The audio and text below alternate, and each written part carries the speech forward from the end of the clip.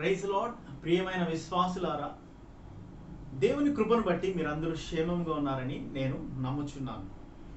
ఈ రాత్రి వేళ దేవుని యొక్క వాక్యాన్ని మీతో పంచుకోవాలని నేను ఆశపడుతున్నాను. దేవుని మాట ఏంటంటే, నీ నిరాశ స్థితిలో నుంచి దేవుడు నిన్ను ఈరోజు బయటికి తీసుకొని వస్తున్నాడు. దానికి కావలసిన ప్రాముఖ్యమైన 7 సంగతులు నేను మీతో వివరించాలనుకుంటున్నాను. మీ నిరాశ స్థితిలో ఉన్నట్లయితే, నువ్వు దాంట్లో పోరాడుతున్నట్లయితే, నువ్వు గుర్తుంచుకోవాల్సిన 7 విషయాలని శ్రద్ధగా గమనించండి. మొట్టమొదటిగా, రైట్ బిలీవింగ్ అంటే సరైన నమ్మకము నిన్ను ఏం చేస్తుందంటే నీ భావోద్రేకాల్ని సరైన విధములో ఉంచుతుంది. Right believing leads to right emotions. తెలుగులో చెప్తాను వినండి. సరైన నమ్మకము సరైన భావోద్వేగాలకు దారి తీస్తుంది. చూడండి, భక్తుడు పౌలు కొరింథీ సంఘానికి రాస్తూ ఆయన 2 కొరింథీ 10వ అధ్యాయంలో ఒక మాట అంటాడు. ఏమంటాడు? 4వ వచనంలో, మా యుద్ధోపకరణములు శరీర సంబంధమైనవి కావు గాని దేవుని ఎదుట దుర్గములను పడద్రోయజాలంత బలమైనవి అంటున్నాడు. సో మన యొక్క యుద్ధోపకరణములు it's not about the physical things, అంటే శరీర సంబంధమైనవి కాదు, కానీ దేవుని ఎదుట దుర్గములను పడదోరనంత బలమైనవి అంటున్నాడు. అంటే నీ యొక్క నమ్మకం దేని మీద ఉంది? ఈరోజు నువ్వు నీ యొక్క రిపోర్ట్స్ నమ్ముతున్నావా? లేకపోతే లోకములో చెప్పే న్యూస్ నమ్ముతున్నావా? లేకపోతే నీ యొక్క స్నేహితులు లేకపోతే నీ యొక్క తెలిసిన వాళ్ళు చెప్పే వాళ్ళ యొక్క క్యాలిక్యులేటెడ్ అనాలిసిస్ రిపోర్ట్స్ను పరిగణలోకి తీసుకుంటున్నావా? లేక దేవుని వాక్యము నీ పరిస్థితి గురించి ఏం చెప్తుందో దానిని నువ్వు వింటున్నావా, నమ్ముచున్నావా? సో నీ ఆలోచన స్థితి నీ గమ్యాన్ని చేరుస్తుంది. నువ్వు ఒకవేళ మంచి ఆలోచనలు ఆలోచించావనుకోండి, అంటే సరైన పాజిటివ్ థాట్స్, దేవుని వాక్యమును అనుసరించి ఆలోచించావంటే, నీ యొక్క నెగిటివ్ సిచ్యువేషన్ కానీ, అంటే నీ ప్రతికూలమైన పరిస్థితి కానీ అది సానుకూలమైన పరిస్థితిగా మార్చబడుతుంది. Hallelujah. So right believing leads to right emotions. తెలుగులో మరొకసారి చెప్తాను. సరైన నమ్మకము సరైన భావోద్వేగాలకు దారి తీస్తుంది. రెండోదిగా, take it 1 day at a time. ఒక సమయంలోనే ఒక రోజు తీసుకోండి. అంటే ఒక సమయంలో ఒకే రోజుని తీసుకోండి. అంటే ఒకసారి నువ్వు దేని గురించైనా ఆలోచించడం మొదలు పెట్టావంటే దానిని ఆ పని మీద శ్రద్ధ కలిగి, హ్యావ్ డిలిజెన్స్ అని ఉంటుంది ఇంగ్లీష్లో, దాని మీద శ్రద్ధ కలిగి నువ్వు దాన్ని క్రియ చేయాలి. చూడండి, దేవుని రాజ్యంలో ఏది నీకు ఒక్కసారిగా దేవుడు ఎండ్ అనేది చూపిడు అనమాట.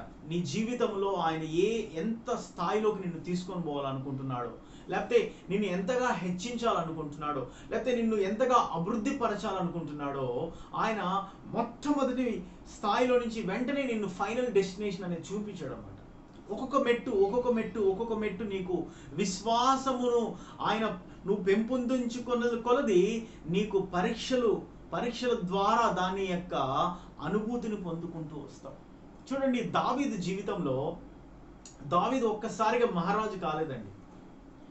దావీదు తన యొక్క తండ్రి ఇంటిలో గొర్రెలను మేపుకుంటూ నమ్మకంగా ఉండే సమయంలో ఒకరోజు తన తండ్రి దావీదుకి ఏం చెప్తాడంటే, నీ అన్నలు యుద్ధములో అక్కడ ఉండి చాలా రోజులు అయిపోయింది, వాళ్ళకి ఆహారం తీసుకొని పోయి ఇవ్వు అంటాడు. ఒకవేళ దావీదు, నేను ఎందుకు ఇవ్వాలి మా అన్నలకి, నేను ఇప్పుడు పని చేస్తున్నాను కదా, నేను గొర్రెలు కాస్తున్నాను కదా, ఈ పని మీద ఉన్నాను కదా అనుకునింటే దావీదుకి రాజు అయ్యే ఆపర్చునిటీ వచ్చేది. సో ఒక్క step, he obeyed to 1 step, ఒక మెట్టుకు ఆయన విధేయత చూపించాడు. ఎప్పుడైతే దావీదు విధేయత చూపించాడో దేవుడు ఆయనను అంచులంచులుగా ఆయనను హెచ్చిస్తూ ఆ ఇజ్రాయేలు దేశానికి మహారాజుగా ఆయనను ఎన్నుకున్నాడు. సో మన జీవితంలో కానీ మనము కానీ దేవునికి మొదటి ప్రాధాన్యత ఇస్తూ ఆయన ఏ చెప్తున్నాడో ఆ మెట్టును మనము విశ్వాసముతో విధేయత చూపించి మొదలు పెట్టామంటే దేవుడు నిన్ను ఉన్నతమైన స్థాయిలోకి తీసుకొని వెళ్తాడు. అలానే మనం చూసినట్టయితే ఇక రిబకా జీవితంలో చూడండి, రిబకా దగ్గరికి ఎవరు వచ్చాడండి? అబ్రహాము సేవకుడు వచ్చాడు. అబ్రహాము సేవకుడు వస్తే అబ్రహాము సేవకుడికి ఈమె పరిచర్య చేసింది. ఈమె అనుకోవచ్చు, ఏది అబ్రహాము రావాలా, లేకపోతే అబ్రహాము శారమ్మ రావాలా, లేకపోతే ఐజకే రావాలా? ఈయన సేవకుడిని పంపిస్తే సేవకుడికి నేనేం సేవ చేసేది, ఆయనకేంది నేను పరిచర్య చేసింది అని అనుకోలేదు. ఆయన నీళ్ళు అడిగితే ఆయనకి ఆయనతో పాటు వచ్చిన వాళ్ళందరికీ వాళ్ళ దాహమును తీర్చేంత వరకు నీళ్లు పోసింది. అంత మాత్రమే కాకుండా ఆనంతకు ఆమె స్వయంగా వాలంటీర్గా ఆయన దేంట్లో ఆ వంటల మీద వచ్చాడు, ఆ వంటలన్నిటికీ నీళ్లు పోసింది. మీ అందరికీ తెలుసు వంటలు ఎన్ని నీళ్లు తాగుతాయి. That is her commitment, that is the volunteership she has done. అలాంటి తాను సమర్పణ జీవితం కలిగి ఉన్నది కనుక ఒకరోజు ఆమె అబ్రహాము యొక్క కోడలుగా ఆ ఇంటంతటికి యజమానురాలుగా చేశాడు దేవుడు. సో ఒక విషయాన్ని మీరు ఆలోచించేటప్పుడు దాన్ని ఆ విషయం మీద శ్రద్ధ కలిగి దాని మీద దేవుని యొక్క నడిపింపు కొరకు ప్రార్థన ద్వారా మీరు ముందుకు సాగి వెళ్ళినప్పుడు అక్కడ మీరు సక్సెస్ అని చూస్తారు. మూడోదిగా పుట్ అవే ద డిస్ట్రాక్షన్స్. అది వెరీ ఇంపార్టెంట్ పాయింట్. పరధ్యానమును దూరముగా ఉంచండి. పరధ్యానం అంటే నువ్వు దేని మీద దృష్టి ఉంచుతావో దాని మీద కాకుండా వేరే దాని మీద ఎక్కువసేపు. ఈరోజు సహజంగా అందరి చేతిలో స్మార్ట్ ఫోన్స్, మొబైల్స్ ఉంటున్నాయి. So how much time your spending with your mobile? నీ యొక్క మొబైల్తో నువ్వు ఎన్ని గంటల సేపు గడుపుతున్నావు అనేది మనం ఒకసారి ఆలోచించాలి. ఎందుకంటే నువ్వు నీ యొక్క మొబైల్ ఫోన్ ద్వారా నువ్వు దాని మీద నష్టపోవచ్చు, లేకపోతే దాంట్లో నాలెడ్జ్ గెయిన్ చేయొచ్చు. అందుకే మనము పాత నిబంధనలో మొట్టమొదటి అధ్యాయంలో చూసావు, ఆ యొక్క వృక్ష ఫలమును మీరు తినకూడదు. ఏ వృక్ష ఫలం అంటున్నాడంటే మంచి చెడులను మీకు తెలియపరిచే వృక్ష ఫలాన్ని మీకు తినద్దండి అన్నాడు. ఇక్కడ క్లియర్గా మనం చూసినాము, the tree of knowledge and evil is not for men. కానీ నేను నాలెడ్జ్ గెయిన్ చేసుకుంటాను అనుకుంటావు కదా, కానీ దేవుని వాక్యం ఏం చెప్తుందంటే but you need the tree of life. ఇంకొక చెట్టు ఉంది, నిరంతరము జీవించే చెట్టు, దాన్ని తినలేకపోయాడు ఆదాం. ఎందుకు? దానికన్నా ముందుగా ఈ మంచి చెడులను తెలివినిచ్చు చెట్టును తినేశాడు, దాని యొక్క వృక్ష ఫలాన్ని తిన్నాడు. అందుకే ఆ యొక్క ఫలాన్ని ఎప్పుడైతే తిన్నాడో దాని తర్వాత ఉన్న గొప్ప చెట్టు ఏది? ద ట్రీ ఆఫ్ లైఫ్, నిరంతరము జీవించే చెట్టుని, ఆ యొక్క వృక్ష ఫలాన్ని తినలేకపోయాడు. So if you are spending more time for your physical and emotional things, you will not get the direction from the spirit realm. ఆత్మీయ బలములో నుంచి నీకు సూచనలు నీకు రావు. ఎప్పుడైతే నువ్వు ఫిజికల్ ఇన్స్టెన్స్తో, అంటే నీ భౌతికమైన నీ కనపడే దాని మీద నువ్వు ఆలోచిస్తూ దాని యొక్క పరిణామాలను నువ్వు పరిగణలోకి తీసుకుంటున్నావంటే నీకు ఆత్మ నుంచి బయలుపరచబడే సంగతులను నీకు గమనంలోకి రావు, నువ్వు మర్చిపోతావు, దాని యొక్క స్పర్శ జ్ఞానం కలిగి ఉండవు. సో అందుకే నిన్ను డిస్ట్రాక్ట్ చేసే, నీ యొక్క ఫోకస్ని, నీ యొక్క గురిని తప్పించే వాటి మీద నువ్వు ఎక్కువసేపు ఉండన అవసరం లేదని చెప్తున్నాడు. అందుకే హెబ్రీయులకు రాసిన పత్రిక 11వ అధ్యాయము 1వ వచనమును ఒక్కసారి చూద్దాం. విశ్వాసం అనేది నిరీక్షించబడే వాటి యొక్క నిజ స్వరూపమును అదృశ్యమైనది ఉన్నదనటకు రుజువునై ఉన్నది. Live in now. ఇప్పుడు బ్రతకండి. What is today, what is now going on. ఇప్పుడు ఏం జరుగుతుంది, ఇప్పుడు ఏం సంభవిస్తుంది అనే దాని మీద మనం శ్రద్ధ కలిగి ఉండాలి. చూడండి, మీరైతే ఎప్పుడైతే ఫ్యూచర్ గురించి ఆలోచిస్తారో, ఫ్యూచర్ అంటే ఫియర్, వరీ, మీ యొక్క చింత, భయం అనేది ముందు చూస్తుంది, అంటే రేపేం జరుగుతుందో అనేది భయపడతారు, రేపేం జరుగుతుందని చింతపడుతుంటారు. రెండోది పాస్ట్ అంటే నీ యొక్క వెనకటి స్థితి ఎలా ఉన్నది అనేది ఏంటంటే నీ యొక్క గిల్ట్ అండ్ కండమ్నేషన్, నీ యొక్క దోషారోపణ కలిగిన స్వభావము, లేకపోతే నిన్ను నేరస్తుడిగా పాయింట్అవుట్ చేసే గిల్టీనెస్. పాస్ట్లో మనం బ్రతకూడదు, ఫ్యూచర్లో బ్రతకూడదు, కానీ ప్రజెంట్ ఇప్పుడు క్రీస్తు యేసునందు నువ్వు ఉన్నావైతే నువ్వు దేవుని బిడ్డగా దేవుడు నిన్ను స్వీకరించాడు. ఎలాంటి షరతులు లేకుండా ఆయన నిన్ను స్వీకరించాడు. సో నిన్ను డిస్ట్రాక్ట్ చేసే, అంటే నీ యొక్క గురి నుంచి తప్పించే వాటి మీద నువ్వు దృష్టి ఉంచకూడదు. దాన్ని ఏమంటారంటే పరధ్యానమును దూరముగా ఉంచాడు. మూడో పాయింట్. నాలుగోదిగా మనం చూస్తుంటే reach out to godly people. ఇది చాలా ప్రాముఖ్యం అండి. Reach out to godly people అంటే దైవ భక్తి గల ప్రజలను మీరు ఆశ్రయించండి, వాళ్ళతో సహవాసంలో ఉండండి. వాళ్ళ దగ్గరికి సమయం దొరికినప్పుడు మీరు వాళ్ళతో ఏకీభవించి ప్రార్థనలో దేవుని వాక్యమును ధ్యానించట్లో మీరు ఏకీభవించాలి. చూడండి, డెవిల్ స్ట్రాటజీ ఏంటంటే ఒక మనిషి రక్షణ పొందిన తర్వాత వాణ్ణి ఐసోలేట్, అంటే దేవుని సహవాసము నుండి దూరపరచాలని ప్రయత్నిస్తాడు సాతాను. ఎందుకంటే దేవుని సహవాసములో ప్రార్థన ఉంటుంది, దేవుని వాక్యం ఉంటుంది, స్తుతి చెల్లించడం ఉంటుంది, తర్వాత సంఘం యొక్క ప్రొటెక్షన్ బలము ఎంతో అత్యధికమైనది అనేది దేవుని వాక్యం సెలవిస్తాడు. అందుకే మనము 1 పేతురు 5వ అధ్యాయంలో చూస్తే 8వ వచనం 9వ వచనంలో నిబ్బరమైన బుద్ధి గలవారవై మెలకుగా ఉండుడి, మీ విరోధైన అపవాది అనగా సాతాను గర్జించు సింహము వలె ఎవరిని మింగుదమా అని ఎదురు చూస్తున్నాడు గనుక. So Satan is ready to devour you. ఆడు గర్జించు సింహము వలె ఎవరిని మింగుదమా అని వెతుకు చూస్తుంటాడు. ఎవరిని మింగగలుగుతాడు? ఎప్పుడైతే నువ్వు ప్రత్యేకంగా ఐసోలేట్ అయిపోతావు. చూడండి, గొర్రెలన్నీ మందలో గొర్రెలన్నీ ఉన్నప్పుడు అక్కడ కాపరు ఉంటాడు, మందకి కంచి ఉంటుంది. ఎప్పుడైతే ఒక గొర్రె బయటికి వెళ్ళిపోతుందో అక్కడ సేఫ్టీ అనేది ఆ గొర్రెకు ఉండదు. అలాగనే విశ్వాసిగా నీవు దేవుని సహవాసమును ఉండాలి.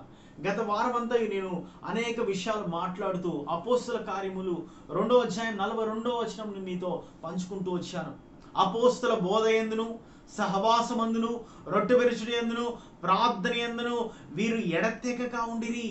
It's very important for a believer to do this 4 pillars. ఈ 4 స్తంభాలని విశ్వాసిగా నువ్వు ఎప్పటికీ మర్చిపోకూడదు. దాన్ని క్రమము తప్పకుండా నువ్వు చేస్తూనే ఉండాల. అపోస్తల బోధ అంటే నీకు వాక్యమును నువ్వు నీకు సరైన మోతాదులో నువ్వు తీసుకుంటూనే ఉండాల. దేవుని దైవజనులు నీ గృహానికి పిలుచుకున్నప్పుడు నువ్వు దేవుని వాక్యమును వినడానికి ఎక్కువ సమయాన్ని కేటాయిస్తూ రావాలా. దైవజనులతో నువ్వు ఇంటరాక్ట్ అవ్వాలా. విశ్వాసులు ఎవరైతే ప్రార్థన పూర్వకంగా దేవుని వాక్యమును ధ్యానిస్తారో అలాంటి వాళ్ళతో నువ్వు స్నేహం చేయాలి. That's why reach out to godly people. దైవ భక్తి గల ప్రజలను నువ్వు చేరుకోవాలి, వాళ్ళతో నువ్వు సహవాసంలో ఉండాలా. చూడండి, కేర్ సెల్స్ అంటే ప్రతి వారంలో కనీసం ఒక్కసారైనా మనం ఇరుగు పొరుగులో ఉన్న విశ్వాసులు కలిసి దైవజనుడితో పంచుకొని ఆ యొక్క 1 hour అన్న 1/2 hour అన్న వాక్యాన్ని మనం వింటూ ఉండాలి. హౌస్ విజిటేషన్కి వచ్చినప్పుడు దేవుని వాక్యమును మీరు వినడానికి శ్రద్ధ చూపించాలి. Invite man of gods. దైవజనులు మీ ఇంటికి ఆహ్వానించినప్పుడు దేవుని వాక్యాన్ని మీరు పొందుకునేట్టుగా దేవుని వాక్యాన్ని రిసీవ్ చేసుకోవాలి, దాన్ని తీసుకోవాలి. 5వదిగా look away from self and look to Jesus. స్వయం నుండి దూరముగా ఉండి యేసు వైపు చూడాలి. సెల్ఫ్ని మనం ఎప్పుడైతే చూసుకుంటామో, చూడండి, ఎప్పుడైతే నీ గురించి నువ్వు చూస్తావో, నీ గురించి చూస్తే అన్ని గిల్టీనెస్ లేకపోతే కండమ్నేషనే ఉంటుంది. ఫాల్ట్సే చూపిస్తాడు సాటన్. నువ్వు ఇలా ఉన్నావు, నువ్వు అలా ఉన్నావు, ఈరోజు ఉదయాన్నే 5 గంటలకి లేలేకపోయావు, నువ్వు ప్రార్థన చేసుకోలేదు, లేకపోతే నువ్వు ఇది చేసావు, ఆ తప్పు చేసావు, ఈ తప్పు చేసావు అని నీ గురించి చెప్తాడు. But focus on Jesus. నువ్వు ఎవరి మీద దృష్టి పెట్టాలా?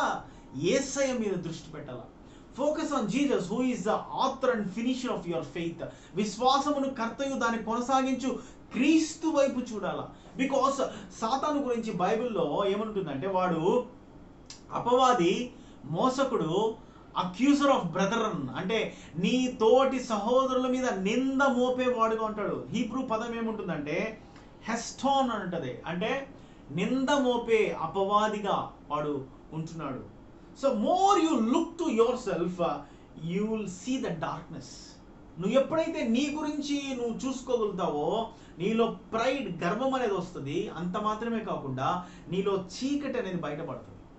కానీ ఎప్పుడైతే జీసస్ అనగా యేసు వైపు చూస్తావో, చూడండి ఆ పాత నిబంధనలో వాళ్ళు అరణ్యములో నడుస్తున్నప్పుడు, ఆ అరణ్యములో విషసర్పాలు వాళ్ళని కాటినప్పుడు మోషే దేవునితో మాట్లాడినప్పుడు మోషేకి దేవుడు ఏం చెప్తా అంటే ఒక ఇత్తడి సర్పమును నువ్వు తయారు చేయి, ఎవరైతే దాన్ని తేరి చూస్తారో వాళ్ళకి ఆ యొక్క విషయం ఏమి కాకుండా వాళ్ళు స్వస్థపరచబడతారంట.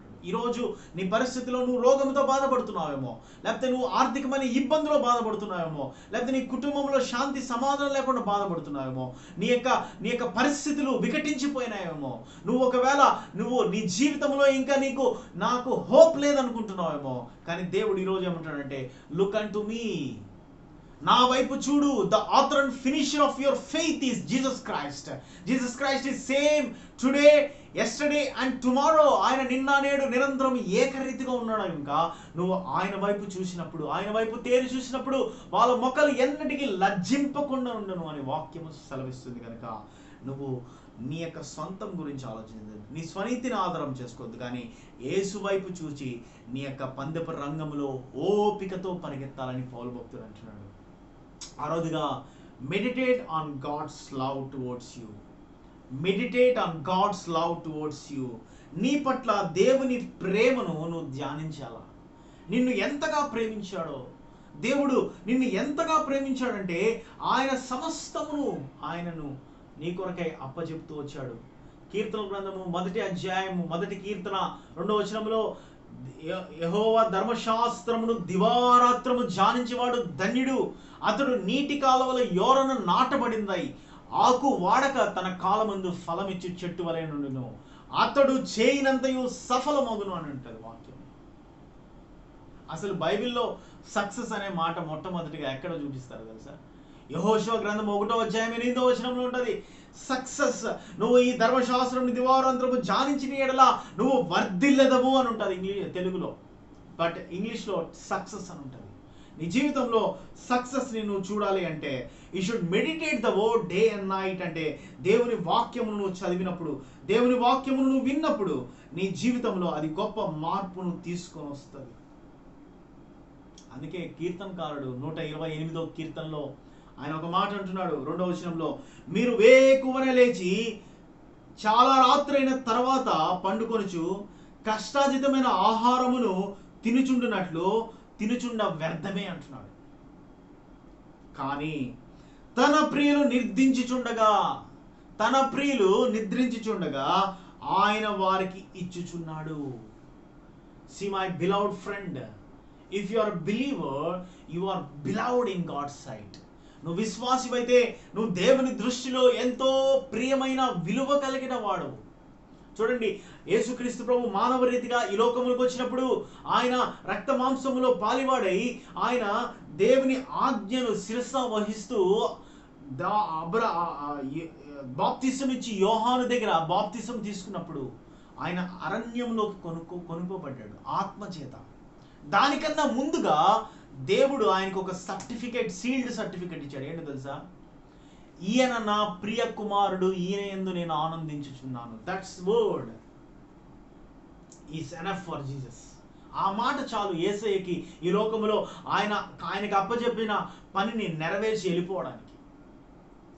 ఈయన నా ప్రియ కుమారుడు, ఈయన యందు నేను ఆనందించుచున్నాను.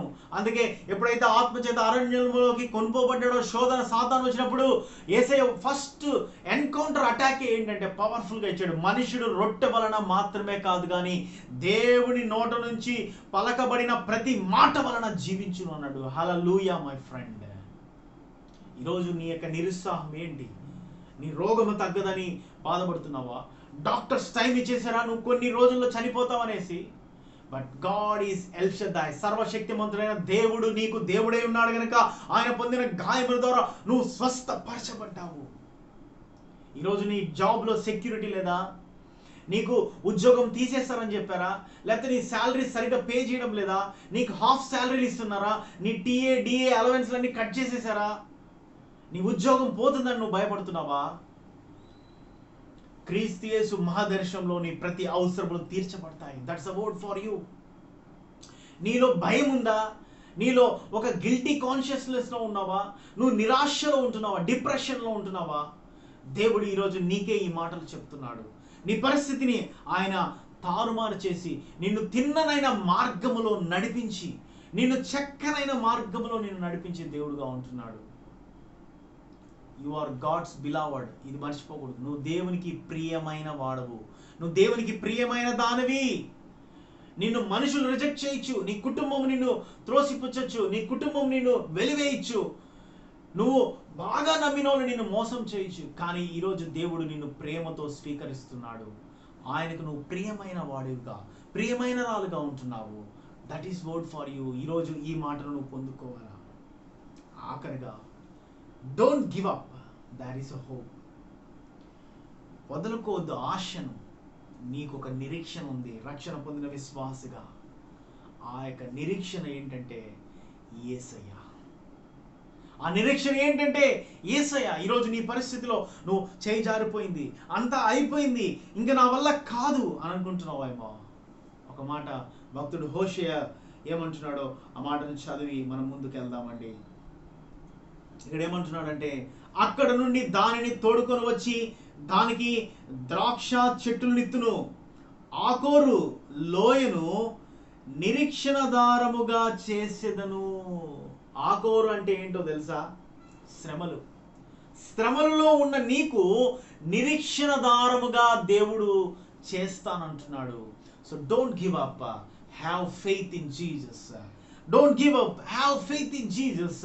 నువ్వు వదులుకోవద్దు నీ జీవితాన్ని. నువ్వు అయిపోయింది అనుకోబాక, యేసు వైపు చూసి, నువ్వు యేసు వైపు నిరీక్షణ చూడు. ఆయన వైపు చూసి నిరీక్షించు. డాక్టర్స్ చెప్పారేమో ఈ యొక్క జబ్బుకి ఇంకా మందు లేదన్నాడేమో, ఈ కరోనా వైరస్ ఫైనల్ స్టేజ్లో ఉందమ్మా, నీకు తగ్గే ఛాన్సే లేదని నీకు చెప్తున్నారేమో, లేకపోతే నీ యొక్క అప్పుల ఊబిలో నుంచి నువ్వు ఇంపాసిబుల్ బయటికి రావేమో అని చెప్తున్నారేమో, లేకపోతే నీ యొక్క ఆర్థిక ఇబ్బందుల్లో నుంచి నువ్వు బయటికి రాలేవనుకుంటున్నావేమో, నీకు మనశ్శాంతి లేని జీవితం జీవిస్తున్నావేమో, నువ్వు నిరాశలో కృంగిపోయినావేమో. ఈరోజు ఈ మాటలు నీకే దేవుడు సెలవిస్తున్నాడు. So the door is Jesus. ఆ ద్వారం ఎవరంటే యేసయ్య. ఈరోజు